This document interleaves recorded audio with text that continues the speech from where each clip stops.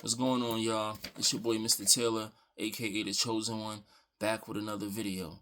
And in this video, you're going to be learning about my physical therapy spot, which is called Premier Physical Medicine and Rehabilitation, Workers' Comp. You're also going to learn about the lawsuit that I filed against this practice, which was a summons and complaint.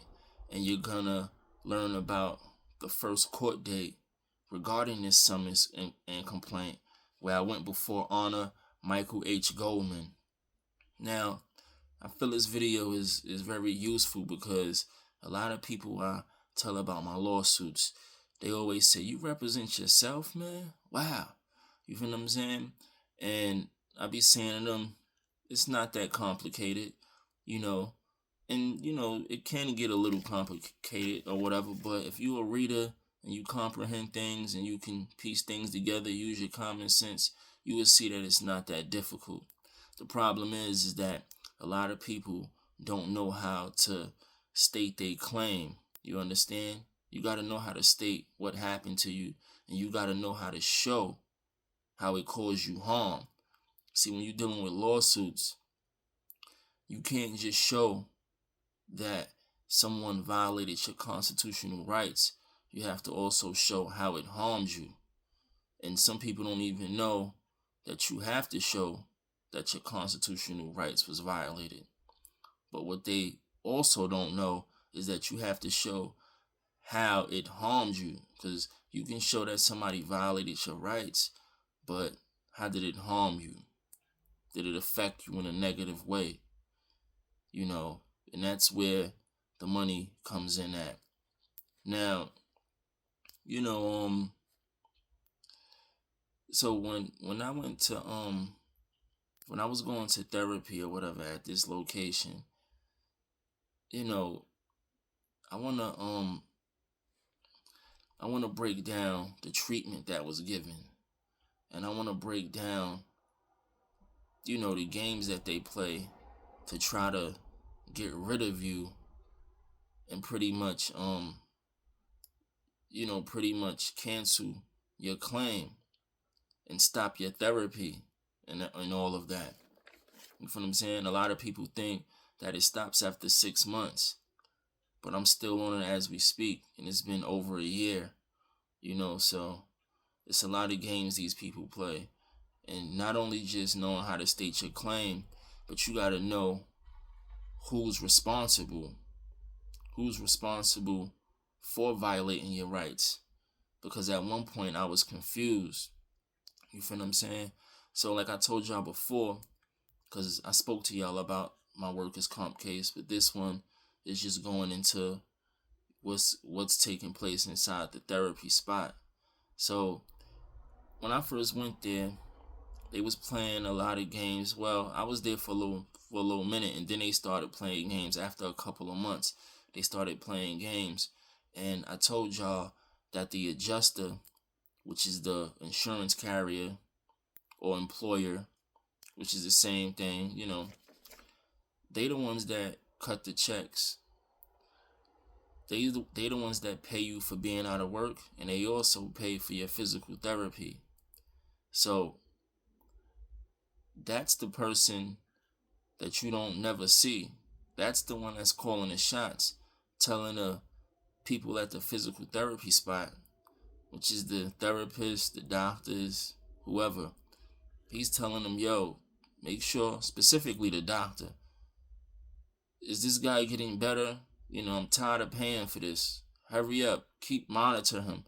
You feel what I'm saying? Monitor him. We trying to get him off of this case. You know what I'm saying? He's the one putting the pressure on them. You feel what I'm saying? But they the ones that gotta figure out a way to pretty much get rid of you and stop your therapy. You know what I'm saying? So in that case, they're the ones that's liable. It's not him, it's him as well. Both of them are liable. But, I say this because when they was playing the games with me, I was saying to myself, I see they trying to get rid of me. Who's responsible though? And, I had to hold the practice responsible. But to be honest with you, both of them responsible because it's all in the paperwork. So let's jump into the things that they was doing, the actions that they was taking while I was going to physical therapy. So for one, first and foremost, when I went there, when you go to physical therapy, there's a doctor that monitors your progress. And I believe it's every 6 weeks, stuff like that. You meet up with your doctor and they ask you, how you doing? What's going on? Are you feeling better? And if you keep telling them you in pain, they're going to be like, well, we got to do something about that. Injections, etc. You feel what I'm saying? Like, and that's a problem in itself. You don't, this is about rehabilitation, becoming whole again. If somebody hurt themselves because of wear and tear, you don't just give them shots, numb them up just to get them back to work. That's not getting to the root cause of the problem. So anyway, he used to always ask me, yeah, is he getting better? And I used to be like, no, I'm still feeling pain, etc., etc. Long story short, because I don't want to touch on too much of this, because I want to get to the point. Long story short, another thing that the doctors do, they submit an authorization request for approval for you to continue therapy. They submit this to the insurance carrier, to the adjuster, because he's the one paying for it. So every now and again, he submit that and that request. And I'm not sure about the timeline. I'll have to double check, but it's easy to, check. I believe it's every week or every couple of weeks, that he submit this request. So, one day I came in, to go to therapy, and they told me your authorization request was denied. So now you have to pay out of pocket when you come here. And I'm like, huh? And I believe this was like, 6-7 months of going to physical therapy. It was 6-7 months. And they just hit me one day out of nowhere and said, your authorization request was denied. So I'm saying to myself, wow. So I said to them, can I see the paperwork? Can I get a copy of the denial and stuff like that? And then they gave it to me. And this is where the hard part comes in for certain people. Reading paperwork, reading names, and figuring out who's liable, who's the one taking action here, responsible, for all of this. Now just explaining it to y'all, if it was denied, of course the adjuster denied it. He gotta have a reason for denying it, right? But where's he getting his information from? You see, you gotta ask yourself that. In order to deny paying for your physical therapy, he's getting the information from the doctor, of course. He's the one monitoring you. You see how they work hand in hand? So, it's easy to piece that together, and that's how you know who's liable for causing harm to you. So I remember, asking my doctor, I'm like, why did he deny continuing to pay for my physical therapy? And he told me, because you said you wasn't getting no better, so there's no need for you to keep coming here. That's what he used, and that's not a valid reason to stop somebody's therapy. You're just pretty much saying he's putting a pressure on you, telling you, I'm tired of paying for this guy. He's not even hurt like that. That's what they're assuming. And we need to cancel his physical therapy. This needs to stop. He's been on it long enough now. He should be better. They don't even know how you feel. They don't even know, the pain and the symptoms that you're going through. So at that point, this is where you use your common sense. You feel what I'm saying? So when I'm asking questions to my doctor. I'm like, so what did you tell him? And he like, I told him that you're not getting any better. You feel what I'm saying? And then that's when I knew. I'm like, wow, okay, so they the ones responsible. So these are the people that I'm holding liable. And I'm not gonna hold the doctor liable. I'm gonna hold a practice liable, which is the name that I just told y'all. The name of this physical therapy spot, which is Premier Physical Medicine and Rehabilitation Workers' Comp. I'm gonna hold a practice liable because they have more money. You understand? That's another thing you have to understand. So we got past that part, but now I want to take y'all to the treatment that they be given. So, and just to show you how the allopathic community, if I pronounced it right, it's only designed to make your condition worse. And then you would ask yourself, well, why do they want to make you worse? Don't they want to, didn't you just say that they want you off the case? They want your case closed. They want your claim to be over with so they can stop paying. Yeah. But at the same time, these people just like to ruin people's lives for some reason. And they want to, push you in the direction of getting surgery. You feel what I'm saying? That's what they want to do. Maybe surgery allows them to make more money, and then you're going to keep making more money because surgery is only going to put you in a worse situation. It's going to make your condition even worse.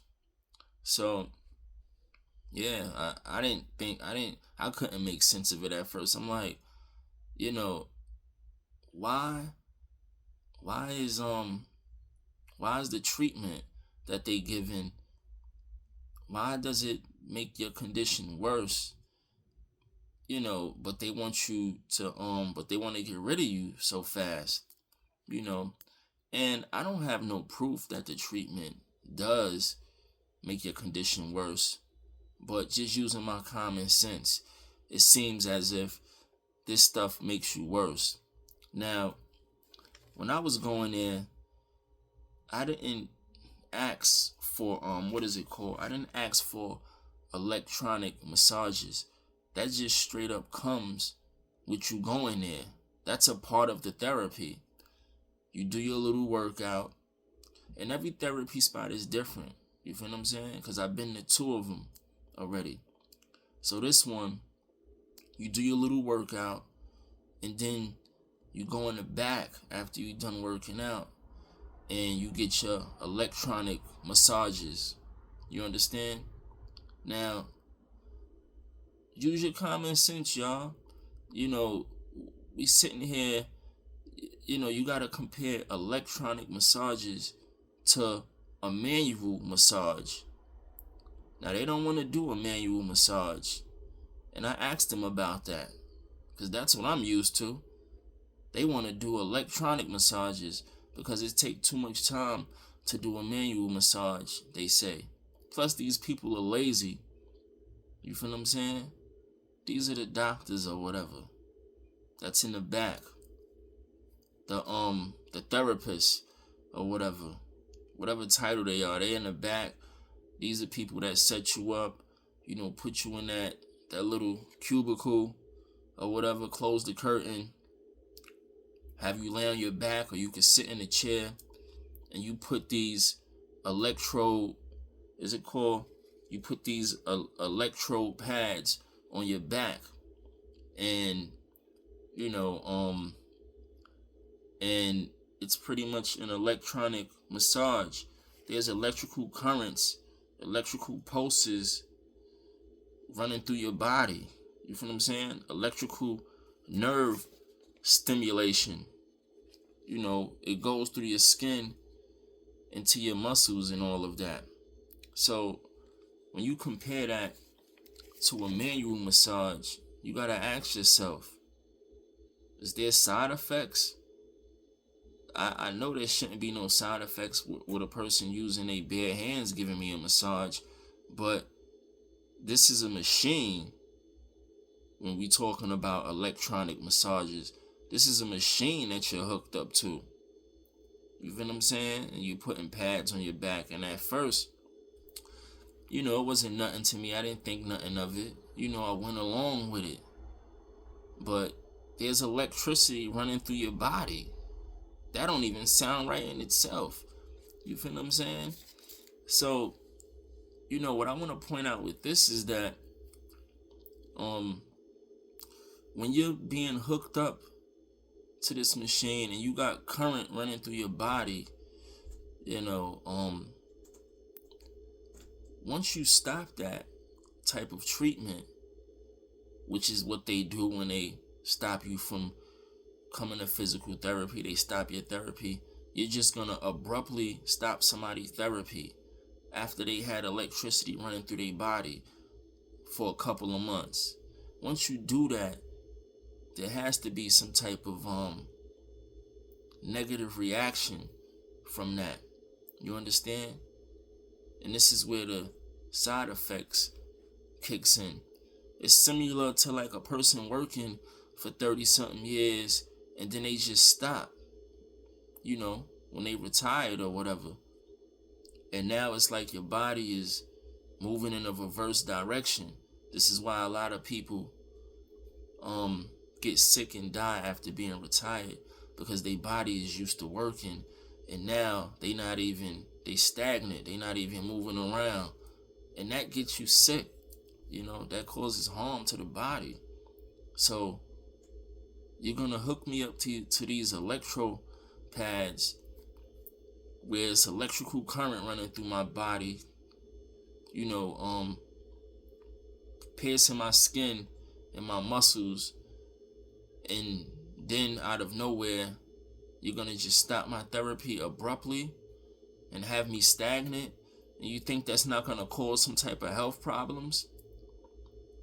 I remember when I used to go there, the West Indian girl used to be like, because what you do is you work out, you sign a paperwork, because there's a therapist right there in the little gym they got. You sign the paperwork, and then they send your file to the back with the doctors, and then you wait until the doctors call you. You go in that room, and then that's when you get hooked up to these electro pads and stuff like that. So I say that because I remember when I used to watch, people signing the book and stuff, signing the paperwork. That's your paperwork with your file and all of that. They used to be signing that paperwork, and then they would tell a doctor. Some people would tell a doctor, I don't want to, go to the back. I'm gonna just leave after this, and they would let them. You know what I'm saying? And I noticed how one West Indian lady was like, nah, I'm good, I ain't dealing with none of that. You feel what I'm saying? And she ain't say it like that, but it was like, nah, you know how they be like, nah, we good, man. So that stuck with me one day. I'm like, wow, I mean, I didn't think nothing of it, but it just, it just touched me a little, and I forgot all about it, I just felt like, wow, the way she brushed that off was like, she don't need that, and it's no good. Like I said, you know how they are. When something is no good, they don't be messing with it. They be like, I'm good. But I ain't think nothing of it. You feel what I'm saying? So anyway, I just wanted to break down how, any machines, any machinery, anything that's not, natural,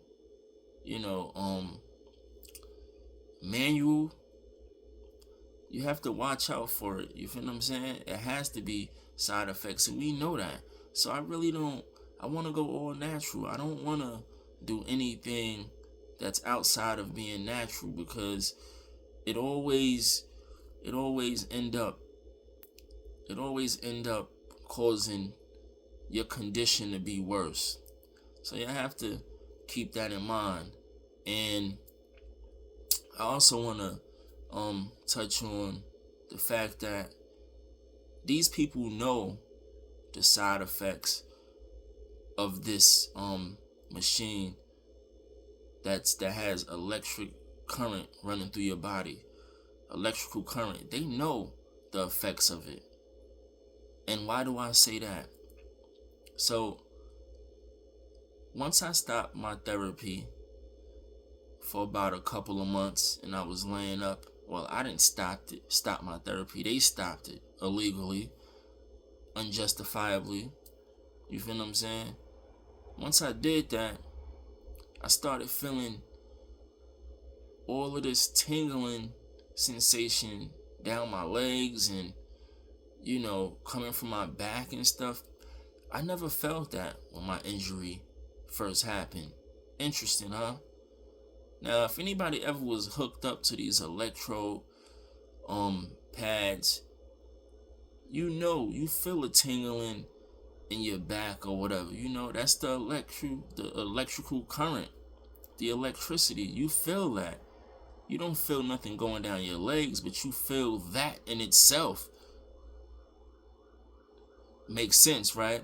And it's running through your body from your back on down, because that's where they put the pads on your lower back. Well, for my case, they did. I don't know how they do it with other cases where they use these electrode pads, but you feel the tingling, and then there's a knob where they can turn it up and give you more electricity or give you less. You see what I'm saying? You feel a tingling, you feel a shock, the little minor shock or whatever you want to call it. You feel it. That is not normal. So follow me here, y'all. Follow me. So that's not normal. That's not natural. Why don't y'all just give a hand massage? So anyway, you feeling this tingling feeling. You feeling these shocks and all of that. Of course it's running down your legs. At that time, I didn't feel anything running down my legs. But like I said, of course it's running through your body. So anyway, they stopped my therapy. I'm on a break now. I'm laying in my bed for like 3 months or whatever. Nothing to do. So, like I said, I never felt, my pain never went down my legs at the beginning of my therapy. At the beginning, when I first got hurt on the job, my pain was never running down my legs. It was never no tingling running down my legs. It was never no nerve issues, pinched nerves or anything in my legs. I've never felt that until I got off that machine and was laying up for a couple of months. You follow me? And I want to bring that up in my lawsuit as a claim in itself, because I know that caused my condition to become worse. You understand what I'm saying? And I wanted to point out how these people be so slick. So as I'm going to when you going to see the doctor in the therapy spot and you going to see other doctors or whatever, they asking you about these symptoms. It's like they questioning you about the symptoms that you have, and it's like they so on point with it. And they not on point because of other people that they spoke with, other patients they dealt with, telling them that they having these symptoms. That's not the case.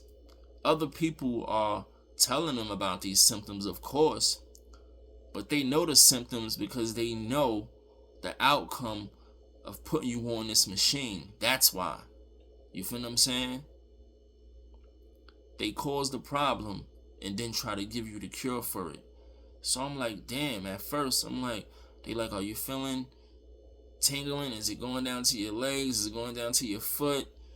Do you feel it in your buttocks, etc., etc.? I'm like, yeah, I am feeling that. It's off and on. And I only started feeling it once I took a long break from therapy. once y'all stop my therapy abruptly, you see what I'm saying? That's the side effects. So that's when I started to realize this is all a game, man. This is all a game they playing just to have you, just to push you in a direction to get surgery and so forth and so on. You feel what I'm saying? And this is just it's like a Ferris wheel. It's like, it's like a revolving door. It's a little game they playing with your health. And it's just sad, man. So I wanted to point that out. And that's a violation, of my rights in itself, or you're causing harm, you're causing, this is detrimental to my health. You know what I'm saying? So I advise all of y'all out there, if you go into a spot where they got electronic massages, and they not gonna like this, they don't like anything, any information you putting out there that's going against them keeping people sick. How do you want to run around here, profit off of keeping people sick, or making people conditions worse? So any of y'all out there that's going to a therapy spot and they doing electronic massages, just stay off of that and get the regular massages, man. You feel what I'm saying? But like I was saying, it's like they have everything already set up for you to put you in this, to have you in this trap, and then try to tell you they create the problem, try to give you the cure. They give you the cure, and then they tell you what the symptoms are and all of that, as if they helping you. You feel what I'm saying? And nobody ever spoke on this. It's the first time somebody's speaking on this. So I was saying to myself, I want to put this out there. So anyway, I want to move forward to what happened in court or whatever. So I went to court, and I went before this judge by the name of Honor Michael H. Goldman, right? And I pretty much had a lot of issues to bring before him. So I want to back up a little of when I filed my summons and complaint or whatever, or what took place after I filed my summons and complaint with these people, so against this practice. So once you file your summons and complaint, now it's time for you to gather all your evidence and things like that. You feel what I'm saying? Retrieve documents, so forth and so on. And this is a workers' comp case. We dealing with a doctor. We dealing with treatment, things like that. So there's a thing called medical records. I mean, it's not a thing, but we dealing with medical records here. So you're gonna want the medical records. You understand? And another thing I want to jump into is when you serve somebody personally with a summons and complaint, or you serving somebody with a lawsuit, well, let's just stick with the summons and complaint. I know for a fact when you serving them personally, they have 20 days to answer, to respond to the allegations or whatever. They have 20 days. And if they don't, the judge could rule in your favor because they pretty much not answering. You feel what I'm saying? Silence is approval. And I already told y'all, if you don't file an opposition to any type of allegations made against you, you're conceding to the allegations. You're admitting to it. You feel what I'm saying? So I wanted to put that out there. And like I was telling y'all, when you're dealing with this type of case, there's medical records that's involved. So you want to subpoena them medical records. So these are two things that made my case a slam dunk. I was already in the right, but when they didn't comply, when this practice didn't comply with a subpoena to provide medical records, and they didn't answer to my allegations within the time frame that they have to answer, which is 20 days, they automatically lost the case. And then they gotta pay up. They gotta comply with the relief that I was requesting. The judge has to rule in my favor, but I want a jury trial. I don't want a bench trial. I don't want a judge to decide how much I should get. The jury needs to decide that and give me the max, if not more. So I goes before, what's his name, Judge Honor. I goes before Michael H. Goldman, right? I goes before him. Now, what day was this? This is on March 24th, 2025. I go before this judge, and prior to going before him, I filed a subpoena. You know, there was a subpoena issued for the medical records. I had to serve this practice with that subpoena. You feel what I'm saying? Somebody else has to serve them, but I always go when I'm serving papers. I bring my server with me, and I watch everything that's going on. So I had somebody serve this practice with a subpoena, so they have to provide the medical records. So don't you know, I go before this judge, and prior to going before him, I'm waiting for the medical records. You know, you get the subpoena from the county clerk's office where you filed the lawsuit at. It's in the same building.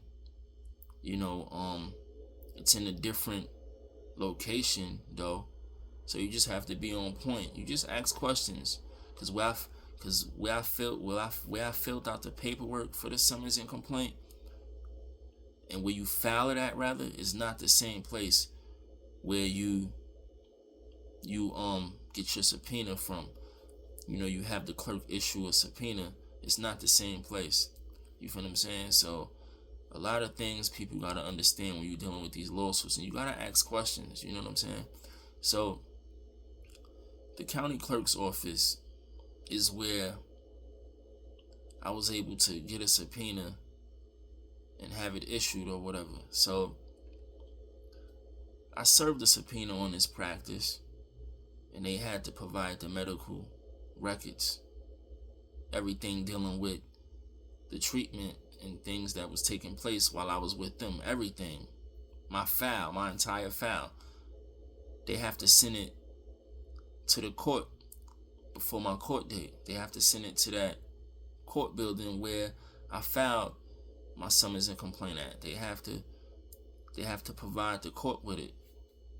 And all I could do is make copies of my medical records. I can't take it or anything. You go back to the court and you ask them, because on a subpoena it's going to tell you they deadline for providing the court with the documents. But it's always going to be on or before your court date. It's like I told you, my court date was March 24th, if I'm not mistaken, 2025. So they had to provide the court with those documents before that court date, right? Which they never did. So what you do is you wait for your court date, and you go, you know, March 20th, March 21st, right before, you go back to the clerk's office and you ask them, do y'all have the documents? Do y'all have the medical records in reference to this index number? Because there's an index number, linked to every lawsuit, of course. That's how they look it up. So you ask them, do y'all have the documents? And they'll tell you, we have them. You can just view them. You can't make copies. You can't take them with you, nothing. And I'm like, that's weird. You understand what I'm saying? But we ain't going to get into all of that. But real quick, it's weird how they say you could only view the documents. You can only view them. You can't make copies or any of that. So you go sit on the side and then you look through them. Because these are the court documents. They're ours now, as if the court treats you fairly. You feel what I'm saying? As if the court is fair and impartial. They not. The judges you go before be biased. You feel what I'm saying? So y'all have all the documents, and then we go before y'all, and y'all still act like y'all don't know what's going on in the case. Or you have all the documents, or even if the documents is fraudulent, like with my car, not to switch, but you see, that's the same thing. They had these documents, and they still working in this lady's favor when the documents show that it's fraudulent and my name is not even on it. You see what I'm saying? So it's all a game. But anyway, they get the documents or whatever, or that's what usually happens when they get the documents. In my case, they never received the documents, so I went back and asked them, and I asked the clerk's office, and they was like, we didn't get anything yet. So I'm like, wow. So now my court date coming up, and come to find out, there's no medical records. You feel what I'm saying? Also, they didn't respond within the time frame that they had to my allegations. So now there's two issues that's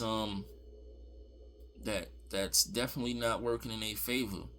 Those are two major issues though. You feel what I'm saying? Not complying with a subpoena, which is a judge order, that lessens your credibility. You know, that makes you look like you have something to hide. You feel what I'm saying? And you're not following the order. You know? And for you not to respond to claims, I already told you what that is. So in civil cases, specifically this one, which was a summons and complaint, you know, there's different ways to sue people, like I told y'all. In this particular case, if they don't respond to a summons and complaint, the allegations, you can file something with the clerk's office called a request for inquest. You feel what I'm saying?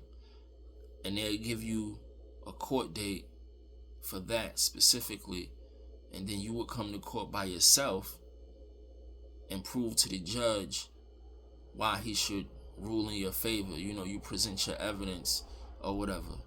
And if you want to get into more details about what a request for inquest is, you can just pull it up. But that's pretty much what it is.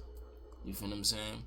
So I filed that, and I never got a court date to go before the judge and prove my case by myself.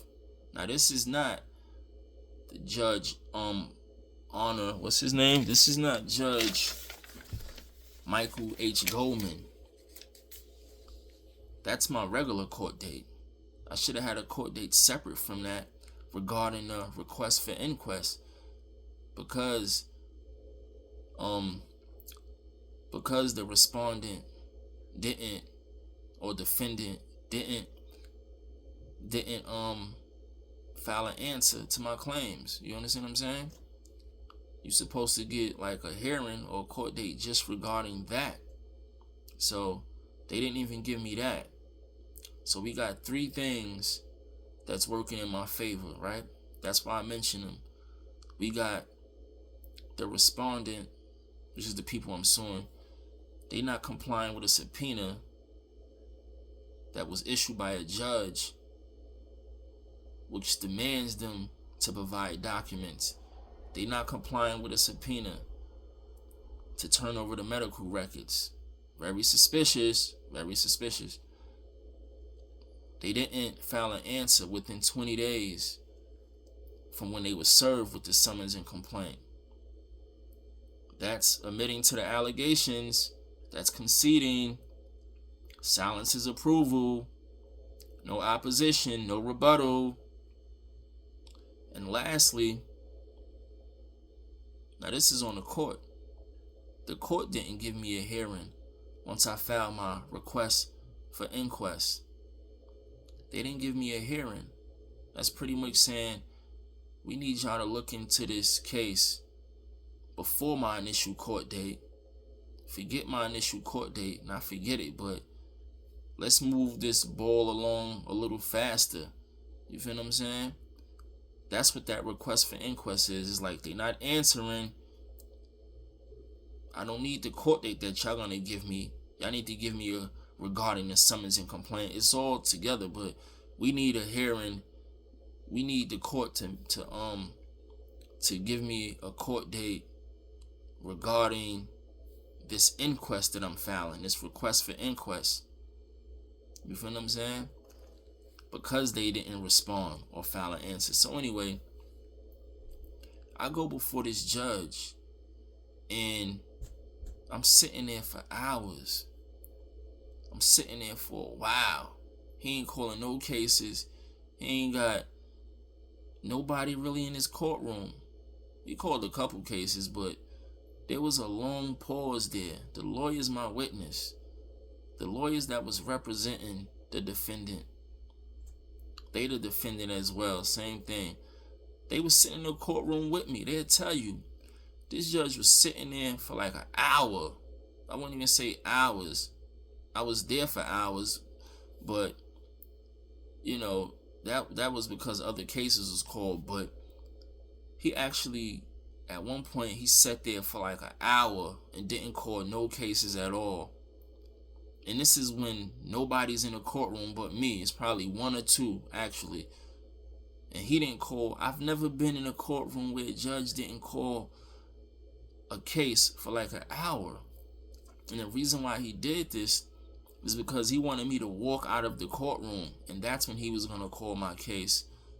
The attorney, which is the respondent that's representing this practice, she was going to go up there.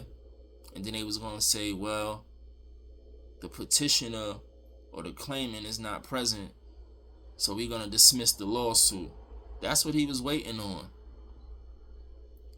It even got to a point where I had to go up to the clerk and tell him, like, yo, inside the courtroom, and then say, my back is hurting, I'm sitting here for so long, the judge is not calling no cases. And the clerk said, I'm not the judge, I don't know what to tell you. And I'm like, he can't just sit here for an hour and call. I'm telling you, I'm not even exaggerating. He sat there for like an hour and didn't call no cases, hoping that I got up and walked out for a second. That's all they had. That's all they had to get rid of the lawsuit. That's the only tactic that they could use. So, long story short, he finally calls the case, right? And I'm like, all right. And he tries to go off the record. And I had to correct him. I'm like, look, I don't want to go off the record.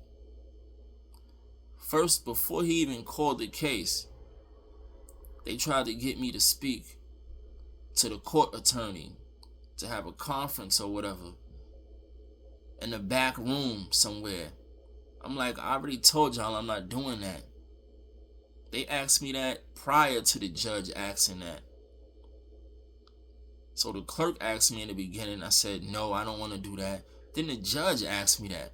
I said, I already told the clerk, I don't want to speak to no court attorney. I want to go before you.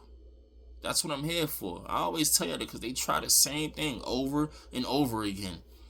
So anyway, he finally calls the case. And he says, this is a conference. It's going to be off the record. And I said, hold on, Your Honor. I want to be on the record. And he like, okay, let's go on the record. So now we go on a record. He talking all this nonsense or whatever. Then he let me speak. You know, I'm feeling to speak. I'm like, Your Honor, first and foremost, the respondent, defendant, whatever you want to call them, I said, they didn't comply with a subpoena. That's a judge order. They didn't comply with a subpoena to provide the court with the medical records. And I said, you can for not complying with a subpoena, it warrants serious consequences. And if you look it up, it'll tell you that. As a result of not complying with a subpoena, which is a judge order, that's serious consequences. for the defendant or whoever is not complying with that order. He brushes it off and he says, well, you know, what I'm gonna do is I'm gonna order. He's pretty much saying he's gonna demand that me and the defendant, you know, provide the court with any documents that's necessary, and he's doing this through a discovery motion. This is what he's gonna do, or order regarding discovery. And I'm like, all right, so you're gonna sweep my subpoena under the rug, and now you're gonna use the term discovery in order for us to provide the court with documents. You're not. Stop trying to be slick with me. You feel what I'm saying? Because discovery deals with when you're dealing with civil cases, criminal or whatever. You know, when we talk about discovery, you feel what I'm saying? We know that's when the all evidence and all documents that's dealing with the case, you know, pretty much comes to the forefront or whatever, so that you can defend yourself properly for trial or whatever. That's what the discovery motion is about. Exculpatory evidence or whatever. Evidence that could free you from guilt. Anyway, so this is what he uses. He say, forget about the subpoena. We're going to use this discovery. You know, we're going to use that in order for y'all to provide the court with documents or whatever. So you're going to excuse the order, the judge's order. You're going to excuse that and just sweep that under the rug. You can't do that. You feel what I'm saying? And that's what he say in regards to the medical records.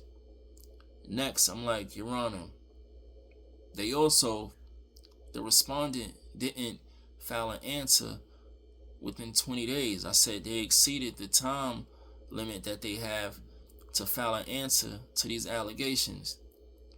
And what he said about that, he's going to give them more time to file an answer. I said, Your Honor, it exceeded the 20 days. And he's like, well, what did he say about that? I mean, I think he just brushed that under the rug. You know what I'm saying? And I'm just like, how do you get around that? You feel what I'm saying? Then I'm like, Your Honor, I filed the request for inquest as a result of them exceeding the 20 days that they had to respond to these allegations. And I never got a court date for that. And the games that they play is, if you got a court date from the court regarding your summons and complaint, because I'm going to tell you it's two different things. You get a court date for filing your summons and complaint, but I'm talking about a different court date for a request for inquest. So he's like, well, you got your court date for your summons and complaint that you filed. So, you know, so as far as getting a court date for a request for inquest, it wouldn't make any sense. And I'm like, so pretty much what they saying is, you have to file, because I filed my request for inquest after I got my court date regarding my summons and complaint, regarding filing my summons and complaint. You feel what I'm saying? And they did respond, or that's what he was saying, as far as he said they did respond, and that's all that matters. You know, he's pretty much saying it doesn't even matter if they exceeded the 20 days. The fact that they responded and you got a court date, that's that.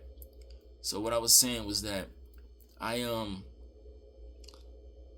filed my request for inquest after they gave me a court date. You understand? What the courts is saying that you should do, the clerks, the judge, all of them, they be lying. They like, yo, because when I went to file my request for inquest, they said you already got a court date, so you can't file a request for inquest. And this is how they try to get over on you. So what the courts do is they'll know that the person the respondent or the defendant, they'll respond to these claims. Let's say they respond to the claims on the 20th. We just making up a date. Let's say they file an opposition or answer on the 20th of March, right? And then the court date, and then the court would just mail you a letter, probably like the 23rd of March, 2-3 days later, immediately, and they give you a court date. And that shows that they working with the defendant. You feel me? As soon as the defendant files an answer, the court gives you a court date. Fast. You get a letter in the mail so fast with your court date. You feel what I'm saying? And then, if the defendant files an answer and it's exceeding 20 days, they saying the fact that we gave you a court date, it doesn't matter anymore that they exceeded the 20 days. You didn't file the request for inquest before we gave you a court date. You feel what I'm saying? So the request for inquest is like null and void. Or the defendant's duty to respond within that time frame, them 20 days, is null and void. You see how they try to get slick? Now, when they first told me that, the clerks told me that, because you have to go to the clerks to file the request for inquest, right? So when I first went to the clerks and they told me that you can't file it or try to play these games, I'm like, yo, look, that don't make no sense. Because who's to say that I checked the mail when y'all mailed me the court date? Who's to say that I checked the mail? By you saying this, right? By you saying that it's null and void, how I just explained it to y'all, you pretty much saying I have to check my mail at a certain time or whatever. You feel what I'm saying? You pretty much saying you have to file your inquest before we give you a court date or whatever. You know, that's the point I want to point out. Like, that don't really add up to me. Like, you know, if I get a court date, then I can't file a request for inquest. That don't even make no sense. You feel what I'm saying? So they kept running with that, and I'm like, for one, you know, there's no telling when I'm gonna check my mail for my court date. Yeah, that's what I was. There's no telling when I'm gonna check my mail for my court date, so I might not know I got a court date. So this don't really make sense. You know, secondly, why would a court date just excuse them from answering within a time frame? Why would it do that? This is why once they file an answer and it's after 20 days, y'all give that court date real close to when they file an answer, and then y'all use that to try to excuse them of their duty from responding. You see how they working with the defendant? You see that? So anyway, I bring this before the judge. I bring them 3 things up. And these 3 things are major. And that's what he used. He say, well, you know, this Judge Goldman says, well, you was given a court date. You was given a court date. You have to file an inquest before you get a court date. Even though it's close to when they responded. You feel what I'm saying? Or you pretty much have to put in your inquest once you realize that 20 days went by. You feel what I'm saying? Once you realize that 20 days went by and you didn't get a response, you have to file that inquest before we give you a court date. But y'all always make the court date so close to when 24 hours, 48 hours after the defendant files they answer. You understand what I'm saying? Y'all always do that, knowing that it's after 20 days. So anyway, sorry I took so long with that, but lost a little minute for a little second. But so I tell the judge that, and I'm like, yo, you know, I'm like, Your Honor, they didn't give me a court date regarding my request for inquest. And that's what he told me. And I said, and I looked it up prior to going to court. You can file a request for inquest anytime, no matter if you have a court date or not. It doesn't matter. The fact that, and that's what I told him, I said, the fact that the defendant exceeded their 20 days to file an answer, the fact that they did that in itself, I'm allowed to file a request for inquest. I could see if y'all say, well, I could see if you try to do it, if I would have tried to do it after I went to court on March 24th, I think that's the day. If I tried to file an inquest after, and the case already went before a judge, but I filed the request for inquest prior to March 24th, 2025. Before the case went to before any judge, I filed the request for inquest. So what sense does that make? It's not making any sense. So those are 3 things I raised before him, and all of them worked in my favor, and he found an excuse for all 3 of them. All 3 of them. And that's pretty much what I want to break down to y'all. And I ain't been up here in a little minute. You know, I wanted to finish this much faster, but I know I repeated a couple things a couple times. Excuse me, y'all. But just bear with me, man. It's been a lot of stuff going on. And just pay attention to the message. I told y'all sometimes things might be a little, off or whatever. But it's the message. It's just the message. Pay attention to the message. Yeah, man. So I want to repeat those 3 things again, real quick. As a judge, what is his name? Michael H. Goldman.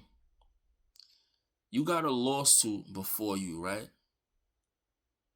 Which is against Premier Physical Medicine and Rehabilitation Workers' Comp. You got this lawsuit going before you against this practice. And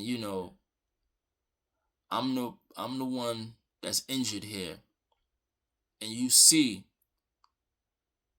that the respondent, which is this practice, you see that they not complying with a subpoena, a judge's order to provide medical records. And I'm telling you, this is a personal injury case, y'all, as a matter of fact. This is a personal injury. That's what I'm claiming, personal injury.